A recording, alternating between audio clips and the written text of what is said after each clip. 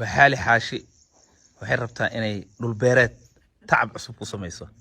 dhulkan xadkeedkan keent markaagii hore dhulka aabayowga yaalaa iyo awowyaday aabaha aabiis bakeer baa bakeer iska lahaan jir haye marka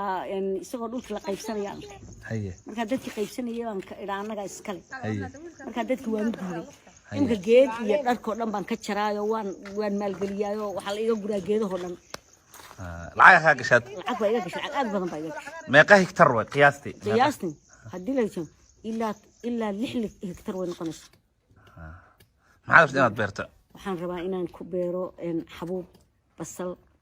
sinsin baradho waxa lagu beero ilaa raashin wax kasta inaan ku beeran rabaa biyaha geed uga heli ma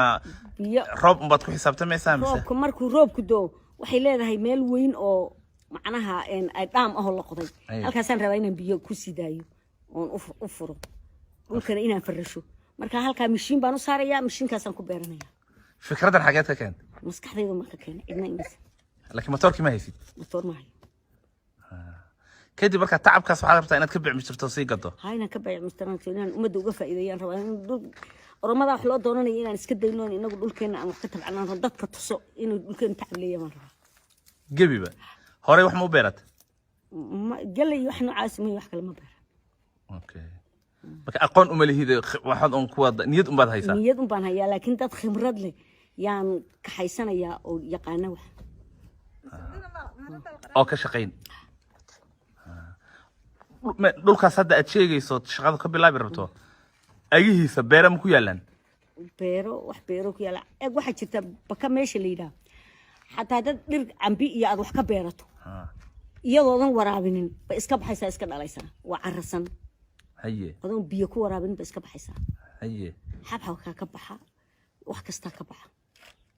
wax tabcadun bay leedahay waa gartay marka dadkan doonaya inaan dhulka ku baraarujiyo dadku dhulka uu arko macdanta uu leeyahay oo meelaha la tagayo dadka wax loo doonanayo nin waliba dhulkiisa uu ku foorsado wax ka qabto yaan rajaynayaa insha Allah hadii ilaahay yiraahdo inaad hanti ka samaysana inaan hanti ka sameeyana waan doonayaa hadii wadka rabigayda dadkaasna waxaan leeyahay qof walba wax iisoo qaraabo ila qorsheeyo ila hagaajiyo haddaydan wax hanti aydan siinay fikirka igula soo dhiyo waxaan ku samayn lahaa iyo waxaan keeni lahaa iyo waxa igu baraarujiyaan leeyahay niyad isiya waxaan ku weydiiyey inta badan dhagax buur qudrada xagee uga imaataa galbeed oromiya uga timaada kolkay oromiya xanaaqdo waxba bariiska oo cad baa la karsanaya dhulkuna waa wada budh marka dama oromo caradeedu maan ku jiri karaa dhulkayga waa wada macdane ilaahay baa mudaharaadyada oromada markay samayso ma waxba ma karsanaysid baday bariis cad baad karsanaysaa caano ku darsatay haye dhulkeenuna waa hodan wax kasta laga heli karaa waxaad ula jeedaa qudradii xagga oromo ka iimaanaysaa inay xaggeena laga keeno oo macnaha goday imka nooma way naga kaaftoontay maad garan waa annaga iyo dhibaatada waxaan haysataa qabridaar qabridaar iyo wardheer iyo dhagax buur way dhibaatada haysta dhulka kale way shaqaystaan oo goday iyaga wax tabcada goday way iyaga tabcada basasho dhanba goday baa naloo keenay iyo qalaaf qudradii baa ka istaagtaa xagga oromiya markay mudaharaadaan oo dhan qudray nooma imanayso gabiba hadday doonaan way baa nagu basnayn karaan haddaan isku yar xanaaqno isku kacno oo laba hal oo sano noogu soo danaan soo heli karaan ilaan iyagaan wax ka tuugaynaa daba fadhinaay